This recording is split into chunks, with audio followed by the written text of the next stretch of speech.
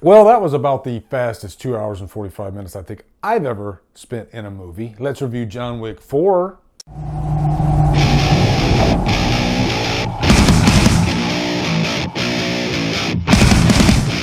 John Wick 4 stars Keanu Reeves, Ian McShane, Lawrence Fishburne, Donnie Yen, and is directed by Chad Stahelski. What's up, guys? Time for a brand new 2023 review. We're going to review the new John Wick movie, John Wick 4. Is it John Wick Chapter 4? I think it's just 4. No, it's John Wick Chapter 4. Let me just say, wow. I'm going to make this a spoiler-free review. I love the John Wick franchise. I think 3 was a step down for me, but still good though, still good. But John Wick 4 right now, out of the gate, I'll go ahead and say this is, it might be my favorite. Okay, I need to let it percolate. It is right now easily the best movie of the year. Wow. And like I said in the intro, the almost 3-hour runtime flies right by. I saw this at 8 p.m. I just got out of the theater 11 p.m. and I didn't yawn once. This is the most perfectly paced 3-hour movie I think I've ever seen. And that's a testament to damn good storytelling, okay? Damn good storytelling. If anything, this isn't just about crazy ass action scenes, and we're gonna talk about some of those. This is just a really well done and epic story. Okay, so anyway, let's give you a quick plot synopsis. We know that John Wick is still like priority number one. They want to kill this guy because of all the crazy shenanigans that he has caused in the last few movies. He's just very dangerous. And even if you like the guy, people around him die, including people that you love, okay? So he affects everybody around him, you know? The main villain in this one is Bill Skarsgård. He is the head of the high table. The Continental, they have screwed up royally because even they can't handle John Wick, and it's caused the Continental to get out of hand. So Marquis, as the high table, he needs to take repercussions. I'm not going to go into any spoilers, but I will say eventually it comes to a head and there must be a showdown at the end of this movie. But before we get to that showdown, there are a lot of crazy action set pieces along the way. I guess before I get into the action, let me stress, okay, this is a very good story. You know, you have to get from point A to point B to point C, and everything, you know, has a purpose in this movie. John Wick 4 introduces a lot of characters from John Wick's past that we haven't seen before. Kane, played by Donnie Yen, is a very important character. He enters the story pretty much because he has to. You know, when the high table calls for you, as we've seen stuff like this before, then you have to answer.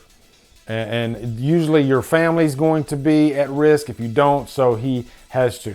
And we benefit from that because he is just such an awesome fighter. He's blind, he's Donnie Yen.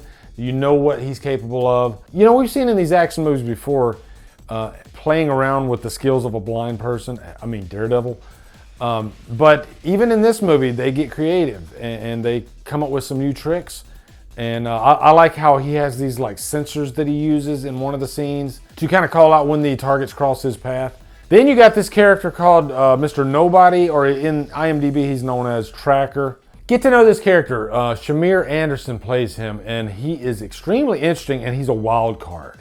And you always like having a wild card in these movies. You don't know if he's on John Wick's side or if he's not. And he's extremely lethal, and he has a canine sidekick that's a badass. You know, you always have to have a dog in every one of these movies just because of the first movie. But really, I think the message I'm saying here is that this movie is just bigger in every single way, all the way to the plot, the stakes, the characters. You know, there's something for everyone in here. You know, all these characters have different abilities, different fighting styles, and it just lends itself to more creativity. And if you're thinking, you know, comparing this to the previous John Wick movies and like, what else can they do at this point with these action set pieces?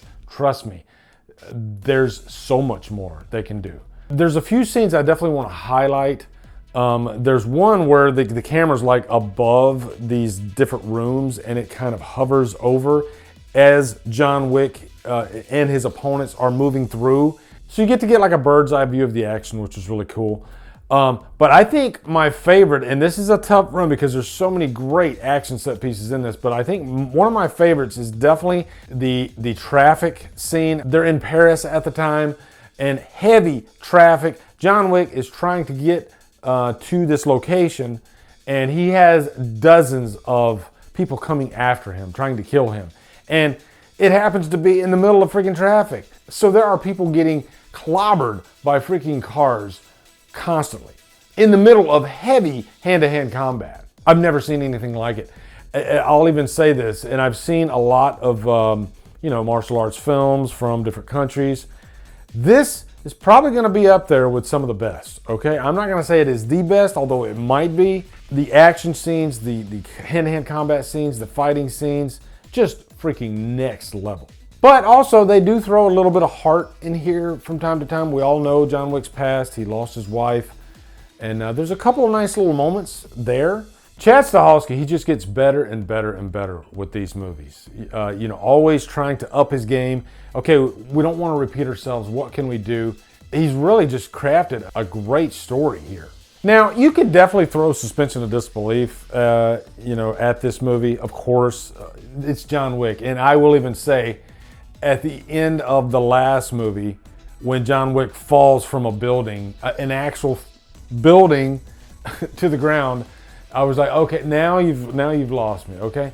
You're gonna get some of that in this. And I will say there's a certain staircase scene that is freaking awesome, but it does kind of go on a little bit too long, but the payoff is at the end of the staircase, literally. And so it's definitely worth it. But again, not a dry spot in this movie, but it's not just action for 3 hours. You have to give your audience time to breathe, and there's some nice story beats along the way. Just a perfectly paced action movie. Probably the best John Wick movie. I'll be shocked if it's not, but definitely the best movie of the year for me. So, Trapped on a Freaking Island for John Wick 4. Wow. So I can't wait for you guys to see this. Let me know down in the comments what you thought of John Wick 4. Also, let me know some of your favorite, like martial arts movies, hand-to-hand combat movies. I'm sure I'm going to hear some great ones down there in the comments. So, looking forward to hearing your thoughts. Also, be sure to come over to Killer Flicks, where we talk horror all day and every day. And on Fridays, we do Free for Fridays. Follow me at Drumdums on all my socials. Support me on Patreon and buy me a coffee. And you guys, thank you so much for watching. Have a great day. Drumdum out.